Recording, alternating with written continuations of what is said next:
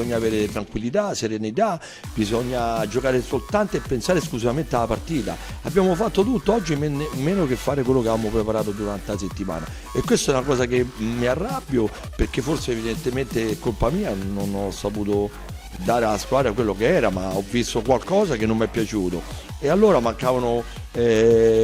pochi secondi, alla fine era finita la partita. È stato anche un segno di prudenza verso la squadra, perché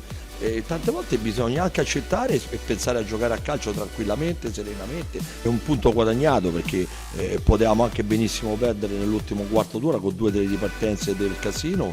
che, come ripeto, ci ha rispettato molto, ci ha aspettato, ripartivano velocissimamente, ci hanno concesso poco o nulla, ma noi non ci dobbiamo fare innervosire.